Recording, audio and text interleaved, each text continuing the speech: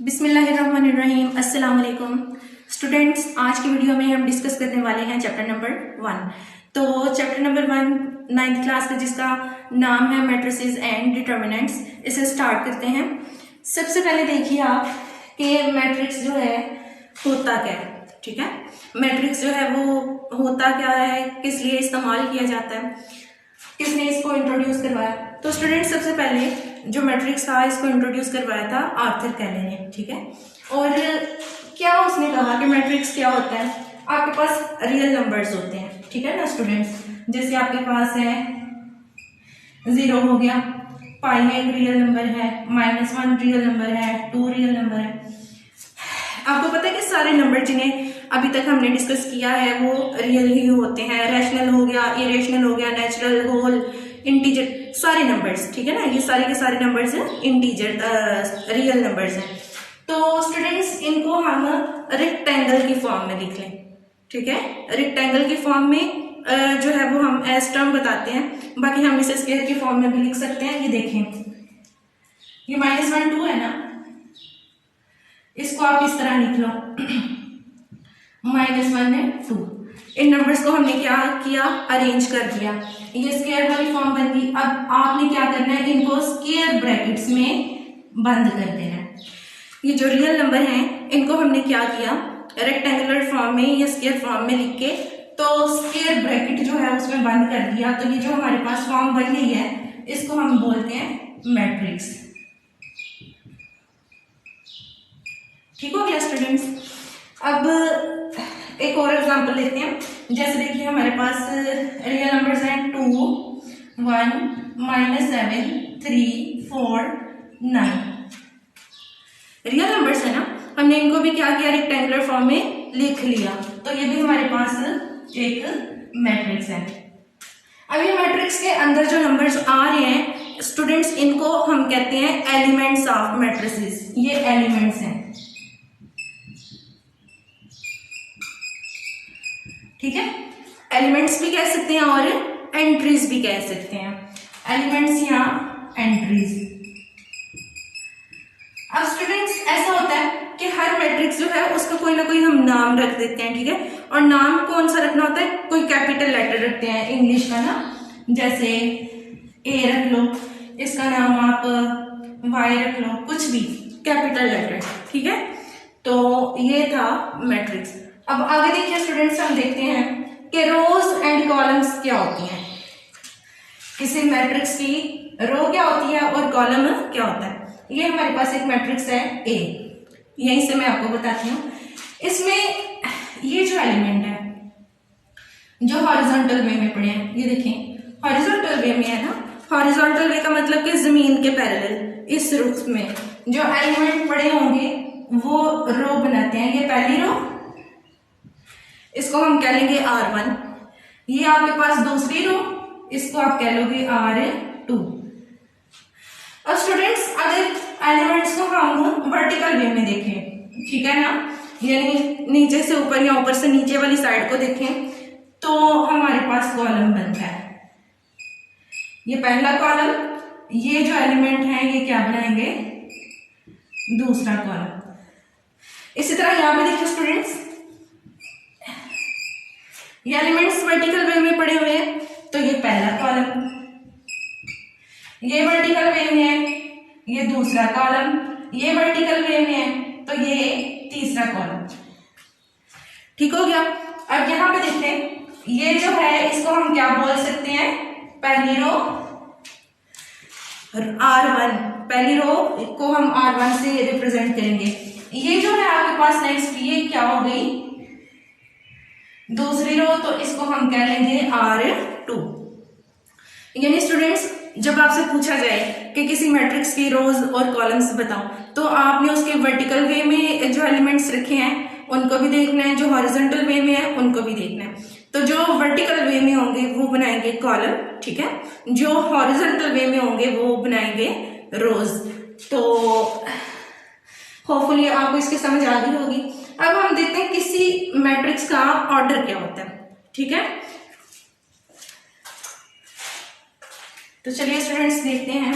ये देखें, इसके लिए मैं एक जो है अलग से एक और मैट्रिक्स ले लेती हूँ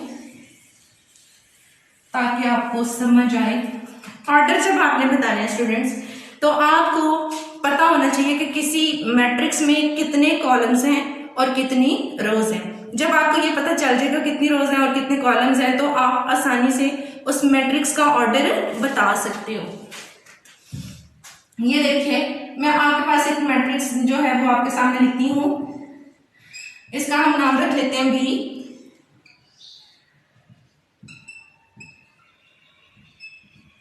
-1 3 0 4 2 1 9 11 जी। तो स्टूडेंट्स, ये हमारे पास क्या है, एक मैट्रिक्स है बी। हम इसकी रोज चेक करते हैं, रोज कितनी है। हॉरिजॉन्टल वे में एलिमेंट देख रहे हैं, ये देखें, ये हॉरिजॉन्टल वे में तो ये हमारे पास आ रहे 1, ये हॉरिजॉन्टल वे में ये हमारे पास आ रहे 2, इसी तरह से ये हमारे पास R3 और ये हमारे पास R4। ठीक हो गया स्टूडेंट्स, ये हमारे पास रोज हैं। कितनी रोज हैं, 4। अब हम देखते हैं कॉलम्स कितने हैं। ये देखिए, पहला कॉलम इसको हम बोलेंगे C1, ये दूसरा कॉलम ये C2, ये तीसरा कॉलम ये C3। तो स्टूडेंट्स, मैट्रिक्स बी में हमारे पास 4 रोज हैं और 4 ये कॉलम्स हैं। अब आपने क्या करना है, आपने ऑर्डर का फार्मूला याद करना है। तो फार्मूला मैं इधर लिखती हूँ, ऑर्डर ऑफ अ मैट्रिक्स। कोई भी मैट्रिक्स है तो उसका ऑर्डर होगा m/n, या फिर आप इसको ऐसे भी लिख सकते हो m×n। ठीक हो गया, दोनों तरह से आप लिख सकते हो। अब यहाँ पे m क्या है और n क्या है। m का मतलब है नंबर ऑफ रोज। स्टूडेंट्स, आपने याद रखना है, m का मतलब है नंबर ऑफ रोज और n का मतलब है नंबर ऑफ कॉलम्स। तो यहाँ पे देखिए, जब हमने ऑर्डर लिखना है इसका, ऑर्डर ऑफ मैट्रिक्स बी, तो m की जगह आप क्या लिखेंगी, कितनी इसकी तादाद देखिए, रोज की कितनी तादाद है 4, तो यहाँ पे आएगा 4 बाय n की जगह आप क्या लिखोगे, कितने कॉलम्स हैं 3, तो यहाँ पे हम क्या लिखेंगे बाय 3। ठीक हो गया ना स्टूडेंट्स। अब देखिए, आप इसको इस तरह भी लिख सकते हो 4 मल्टीप्लाई बाय 3। स्टूडेंट्स, आपने मल्टीप्लाई करना है नहीं, ठीक है, ये नहीं कि आप उसको मल्टीप्लाई कर दो, सिर्फ आपने उस फॉर्म में लिख देना है। यानी किसी मैट्रिक्स के ऑर्डर से आपको पता चल जाता है कि उस मैट्रिक्स के अंदर कितनी रोज हैं और कितने कॉलम्स हैं। यानी देखें, मैं आपको बताती हूं कि एक मैट्रिक्स है जे, ठीक है ना, एक मैंने मैट्रिक्स ले लिया जे, उसका मैं ऑर्डर आपको बता देती हूँ। उसका ऑर्डर है 2/4, 2 मल्टीप्लाई बाय 4। तो आप क्या बोलोगे कि इसमें, इस मैट्रिक्स में 2 रोज हैं और 4 कॉलम्स हैं। यानी ऑर्डर देखते ही आपको पता चल जाएगा। अब देखिए स्टूडेंट्स, एक और बात आपको बताती चलूं, जब आप इन दोनों को मल्टीप्लाई कर लेते हैं तो आपको ये पता चल जाता है कि उस मैट्रिक्स के अंदर कितने एलिमेंट्स हैं। ठीक है, जैसे यहाँ पे देखिए 4 को 3 से मल्टीप्लाई किया तो 12 आया ना, तो यहाँ पे आप एलिमेंट्स को काउंट कर लें, 4 ये है, 4 ये और 4 ये, तो टोटल 12 एलिमेंट्स हैं। ठीक हो गया स्टूडेंट्स, होपफुली आपको ऑर्डर की समझ आ गई होगी। अब हम देखते हैं इक्वल मैट्रिसेस क्या होते हैं।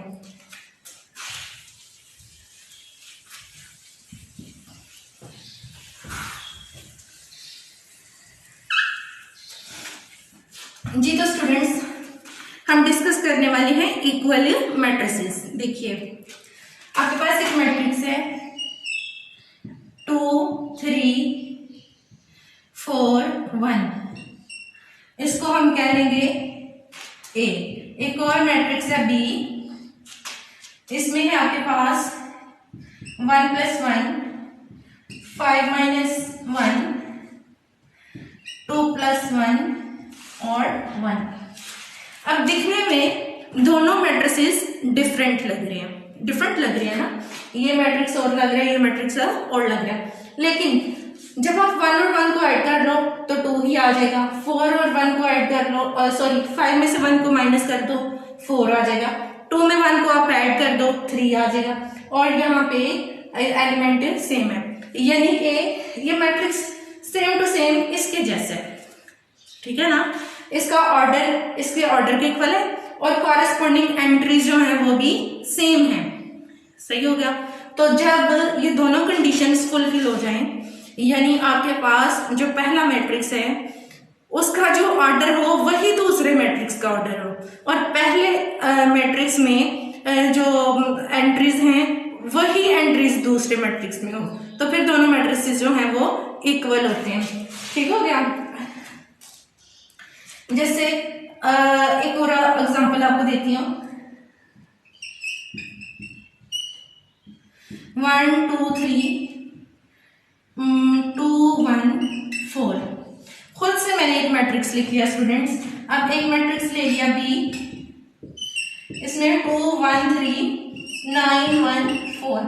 हमने चेक करना है कि दोनों मैट्रिसेस इक्वल हैं या नहीं, तो हम पहले ऑर्डर देखेंगे। ठीक है ना स्टूडेंट्स, जब आपने इक्वल मैट्रिसेस को चेक करना है तो पहले आपने क्या देखना है, ऑर्डर।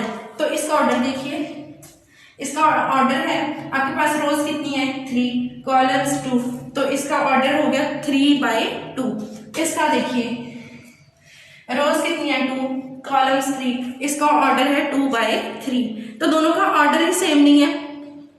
स्टूडेंट्स आप देख रहे हैं कि दोनों मैट्रिसेस का ऑर्डर ही सेम नहीं है, जब ऑर्डर सेम नहीं होगा तो इक्वल हो ही नहीं सकते। ठीक हो गया। तो आप कह सकते हो कि इक्वल मैट्रिसेस में पहली बात तो ये कि ऑर्डर सेम होना चाहिए, दूसरी बात ये कि एंट्रीज भी इक्वल होनी चाहिए। अब कौन सी एंट्रीज स्टूडेंट्स, कॉरेस्पॉन्डिंग एंट्रीज। ठीक है, अब मैं आपको थोड़ा सा क्लियर करती जाऊं कि कॉरेस्पॉन्डिंग एंट्रीज क्या होती हैं। कॉरेस्पॉन्डिंग एंट्रीज ये होती हैं कि इस मैट्रिक्स को मैं उठा के इसके ऊपर रखूं, ठीक है, इसको उठा के जब इसके ऊपर रखें तो देखें 2 के ऊपर क्या आएगा 1 + 1, 4 के ऊपर 5 - 1, 3 के ऊपर 2 + 1।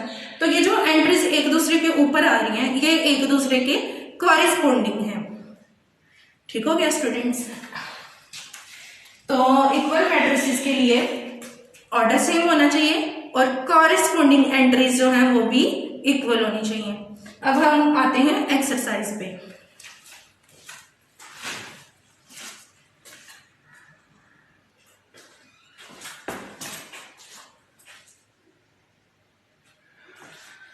जी तो स्टूडेंट्स ये देखिए क्वेश्चन नंबर 1 जो है उसमें उसने कहा मैट्रिसेस का ऑर्डर बताओ।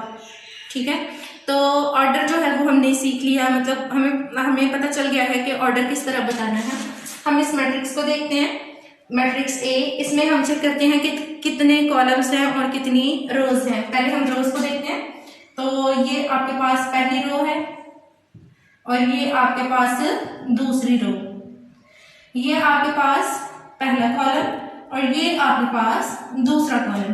ठीक हो गया, यानी इस मैट्रिक्स में 2 रोज हैं और 2 ही कॉलम्स हैं, तो ऑर्डर ऑफ ए क्या होगा, ऑर्डर ऑफ ए, रोज कितनी है 2, पहले रोज को लिखना है। याद रखिए स्टूडेंट्स, पहले आपने रोज की तादाद लिखनी है बाद में कॉलम्स की। अगर आप पहले कॉलम्स को लिख देते हो बाद में रोज को लिख देते हो तो गलत हो जाएगा।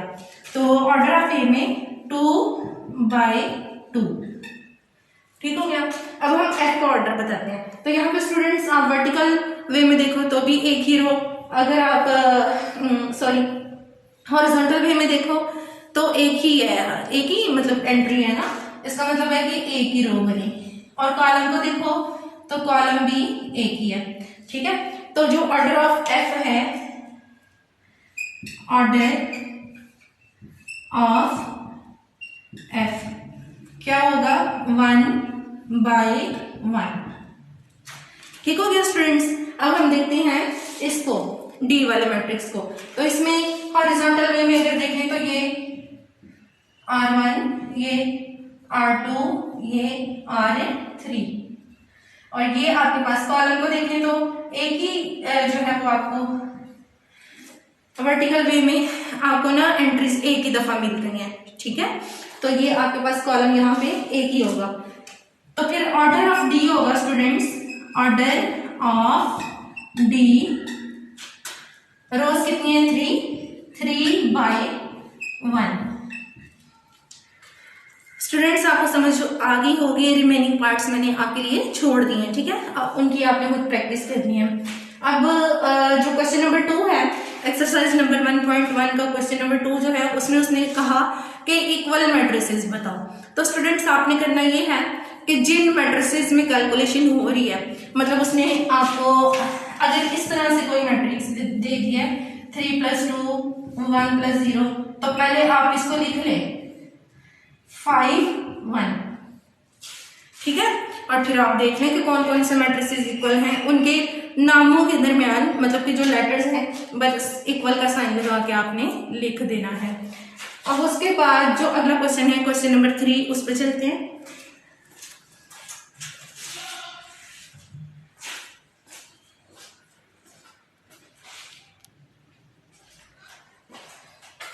जी तो स्टूडेंट्स क्वेश्चन नंबर 3 में देखिए उसने कहा कि ए बी सी और डी की वैल्यू फाइंड आउट करो जो कि इस एक्सप्रेशन को सेटिस्फाई कर दे, इस इक्वेशन को सेटिस्फाई कर दे, या एक्सप्रेशन आप चलिए जो भी कह लें।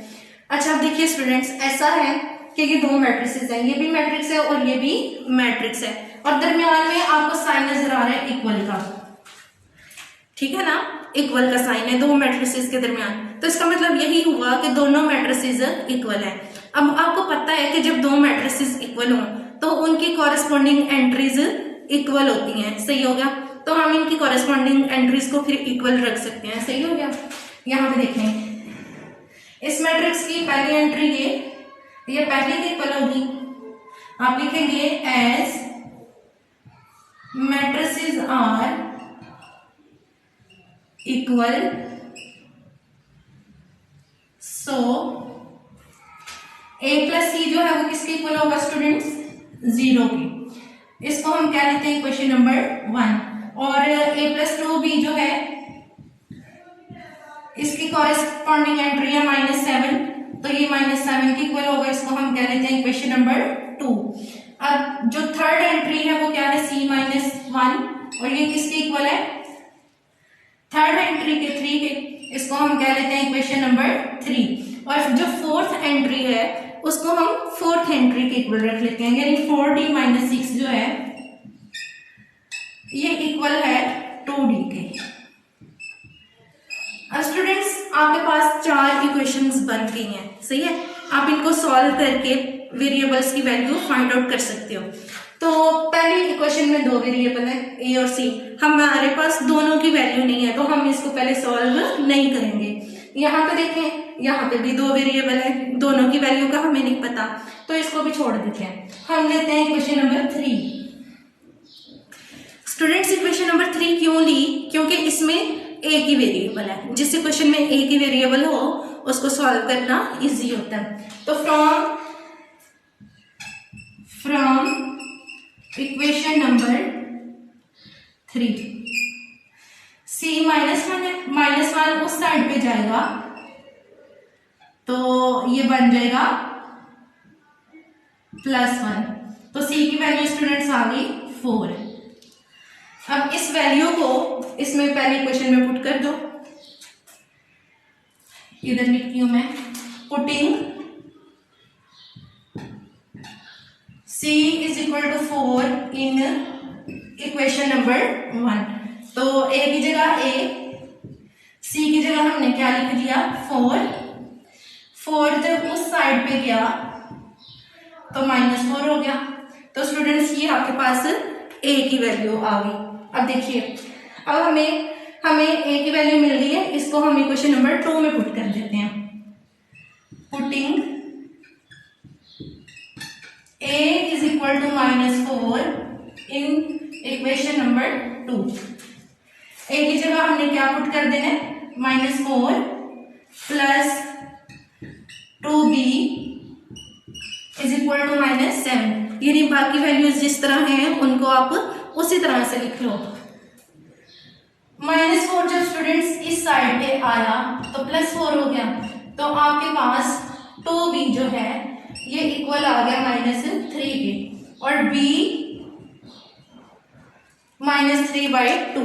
ये 2 जो है इधर b के साथ मल्टीप्लाई हो रहा है ना, तो इस साइड पे आके डिवाइड हो जाएगा। अब ये हमारे पास स्टूडेंट्स d की वैल्यू भी आ गई। अब हमें चाहिए d की वैल्यू, तो d देखें क्वेश्चन नंबर 4 में है। अब हम 4 को सॉल्व कर लेते हैं। फ्रॉम इक्वेशन नंबर 4, अब 4 को देखिए स्टूडेंट्स, 4d - 2d = 6। ये जो -6 था इसको हम इक्वल की दूसरी साइड पे ले आए, और ये जो 2d है इसको हम 4d के साथ ले आए, क्योंकि आपको पता है जो लाइक टर्म्स होती हैं स्टूडेंट्स वो एक दूसरे के साथ सॉल्व हो सकती हैं। ठीक हो गया ना। तो अब 4d में से जब आपने 2d निकाला तो बाकी आपके पास आया 2d, इधर आया 6, और 2 जो है वो d से जाके डिवाइड होगा 6/2, तो d की वैल्यू आपके पास आ गई 3 जी। तो स्टूडेंट्स इस तरह से आपके पास a की वैल्यू आ गई, b की भी, c की भी और d की भी। तो ये थी एक्सरसाइज नंबर 1.1। होपफुली आपको समझ आई होगी। इंशाल्लाह जो है अगली लेक्चर में हम अगली वीडियो जो है अगली एक्सरसाइज जो है उसे डिस्कस करेंगे। दुआओं में याद रखिएगा। अल्लाह हाफिज।